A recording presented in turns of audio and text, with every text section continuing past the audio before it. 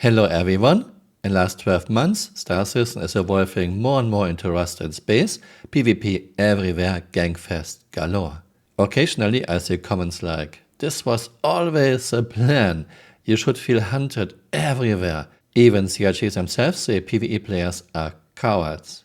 So it's just going to be a little, it's going to be a starter ship as well. So it's going to be, you just got the game, don't want to fight guys because you're a coward or you're lazy, whatever. You can go salvage and you can use this thing for it. And it'll be cool.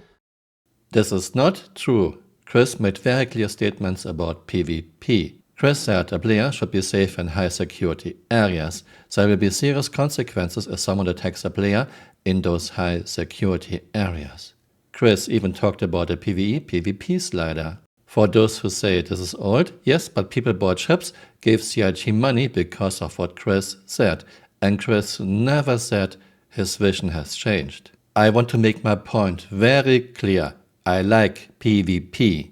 In games where I can PvE and PvP, I spend most of my time in PvP. However, if I want to PvE, I want to PvE in peace and quiet in high security areas. The best game ever that had PvE and PvP was Dark Age of Camelot. In your home realm, no player could attack you. If you wanted to PvP, you went into one of the 3 frontier realms. I spent 90% of my time in PvP in Dark Age of Camelot. For those who say, bring escorts! If I bring escorts, I need to do a PvE job that pays well. Even if I have a well-paying PvE job, who wants to play a game being a boring escort when 90% of the time nothing ever happens? And even if I bring 2 or 3 escorts, a PvP pirate orc comes with 10 players, maybe they even bring an Idris. So what are 2 or 3 escorts doing in this scenario? Nothing. I think people who call PvE players lazy and cowards are not looking for PvP, but for easy victims they can gank, so they can feel superior because in real life they are nothing. Those PvP players are not looking for PvP, they would lose against good players anyway. I will show you now quotes from Chris. How will random attacks by players in Star Citizen happen? Well, okay, so you're talking about PvP, and in the case of PvP, there'll be certain areas that it's okay to do PvP, and there'll be certain areas that it won't be okay to do PvP. So if you're in the well-regulated like space around Earth, PvP is only allowed in authorized fashion. So like if there's a bounty on someone's head, for instance, they're a pirate and there's a bounty on their head, well, PvP is authorized on them, so everyone else can go after them. But if you're just a trader, merchant flying around in the safe space lanes, then generally in the really safe areas, PvP isn't really authorized. And so if you do enact PvP, then you sort of, as it hits your reputation, there could be a bounty on your head, and then of course other people can come after you for PvP. Now there'll be other areas that will be totally open and anything goes, and it'll be PvP, PvE, whatever. And in those areas, obviously it's a lot more risky, but there'll probably be a lot more reward. Like there'll be the ones where the trading runs will yield the most money. You can get missions that will give you the most money. So this kind of the idea is that if you want to sort of stick to a more PvE experience, you can and still have a lot of fun. But you can sort of, if you want to sort of up your return, you can sort of maybe venture into these riskier waters that may be PvP or may not be PvP. You don't know until you get there. I mean, you could run into a really bad AI or that can kick your ass, or maybe you'll be a player, or maybe you don't know. It's sort of an open setup. So we're definitely going to have experiences in first person on planets that will allow you to sort of do more than just walk around and buy stuff and sell stuff and talk to people in a bar. So we're actually going to add some sort of PvE style stuff, like you go down a dark alley and potentially get mugged, or someone tries to pull a gun on you in a bar. But they would all be mod NPCs because we don't really want to have sort of unauthorized PvP on planets, because that wouldn't be that much fun for a lot of people. But we're going to make it sort of richer for people. Ice asks, can you clarify the PvP slider? I see a lot of threads where people believe this affects the whole game, where I believe it to only affect the random encounters during the autopilot. Okay, so the PvP slider is an input to the game's matchmaking system to give it a hint of kind of like who it should be matching you with. So what happens is when you fly around in space, you have, you're in your worldview, your universe view, and the server up there is basically looking at where you are and is looking at everyone else and all their different machines. And and basically seeing where everyone else in the galaxy, and if it feels like, oh, there's someone close to you or there's an AI that's close to you, it basically would tell your local client, okay, this person's close to you, and that person would be streamed into your instance, or that AI will be streamed into your instance. And so the PvP slider is essentially an extra variable for the matchmaking criteria. So the matchmaking criteria is on a whole bunch of things. So it's on things like ping, which is, obviously we don't want to be putting people together. There's a huge latency. It's on whether who's your friends, who's your enemies, who's your people of interest. It would have some level of skill rating in there, so we'll kind of sort of track if, are you a new player or you're super experienced.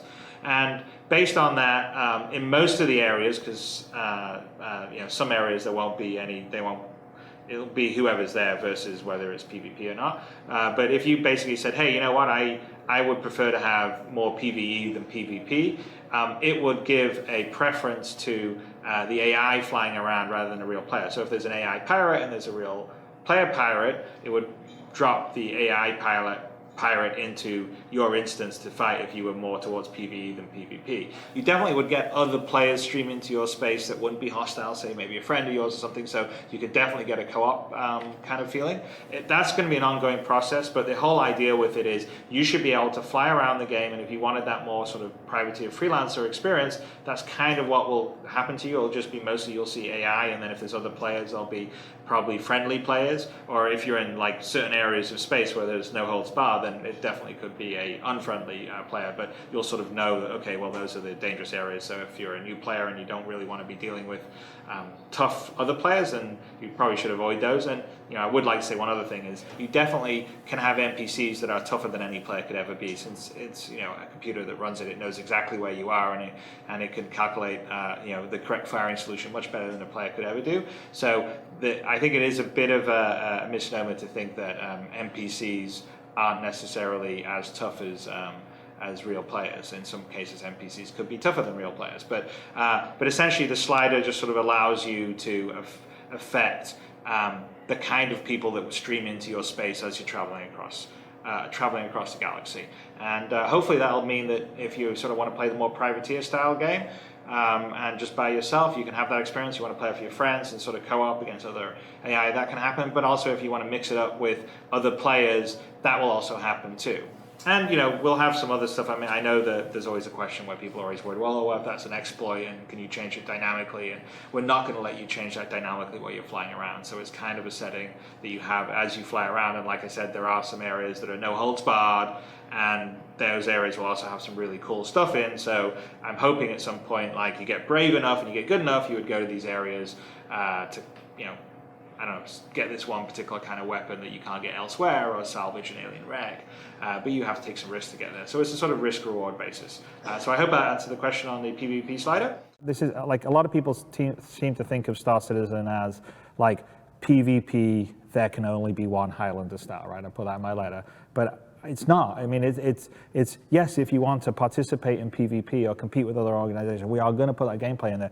But the design of this is to have like 90% of the universe be AI, so actually most of your content in the game will be PvE, and it's certainly going to be fashioned in a way that if you don't want to engage in mano or person to person, woman or whatever I should say, the appropriate setup in terms of competition, you don't have to. And one of the reasons why I want 90% AI population is that the problem with PvP is there is always a winner and a loser, and both those people are players that have paid money for the game, and not everyone is the best dogfighter, or not everyone's the best FPS player, or not everyone's the best trader, or whatever.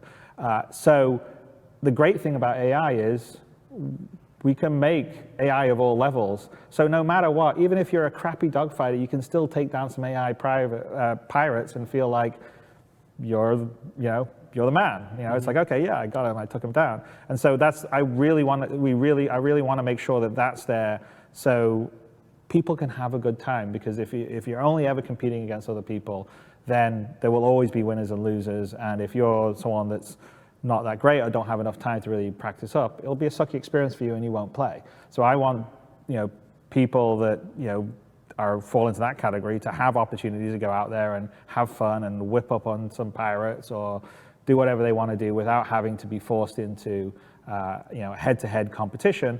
And so based on that side, then it's not head-to-head competition in the overall game. I mean, the game has that if you want it, it has that if you don't want it. So it's not all about there isn't like this is the master of the universe person that you're going to get to. And we're deliberately building the gameplay to have gameplay for people that want to play lone wolf style or play with small groups or play with big organizations and fight over territories, that want to be doing sort of more peaceful style. They want to like mine or farm or trade or something, or people that want to do more combat focused things like piracy or mercenary or bounty hunter. And we're building all those things to be in the universe and give you opportunities to do them on both a PvE and a PvP basis. And there will be areas where there can be crossover between the two, but it's up to you, whatever you're going to do. And in that case, I don't, You set your own win condition. Yeah, I don't understand. Yeah, and this is just how I want to play, how I would want the game to be, how I want games to be. And so it's completely reflecting how, as a player, I would like. So why do we have this PvP overall gangfest now? I can only speculate. Chris only cares about his interactive movies scored on 42. Chris doesn't care about the PU. CRG is hiring young people directly after they finish school. They don't have the knowledge or experience to make interesting content. At any rate, Chris should go back to what he promised, or at least give everyone a full refund who doesn't want to play Rust in space. CRG also could have 2 login options you can change each time you log in. A server where everything goes, where a player can get attacked everywhere, no rules. Actually close to what we have now. A server with PvE and PvP, but PvP is only permitted in certain star systems, or if a player agrees to PvP. Guess which one of those 2 servers will have more than 95% of the population? Thanks for watching and see you next time. Bye. Auf Wiedersehen. We know that Star Citizen graphics are going to be intensive, which is a good thing. For the average gamer, what type of rig or graphics card will they need to ensure that Star Citizen will run smooth? I'm sure you've been asked this a million times. Yes, I have been asked it. It's kind of hard because we're building a game for essentially 2 years from now. So we're sort of thinking, okay, in 2015, what's going to be sort of your normal card? So the way we look at it is we think the equipment in 2015, the sort of mid-range, will be the equivalent of the top-end equipment today. And that's kind of the target we're going for. CryEngine actually can scale down pretty well, and we haven't really done much optimization in the game of the engine yet, which we are working on, but you haven't seen it in the Hangar module and stuff. So I would say that if you can run something like a Crysis 3 or whatever on extreme settings and it looks good, you'll be able to do kind of the same with us. Hey, you're still here. You might want to join me on Twitter or on Blue Sky.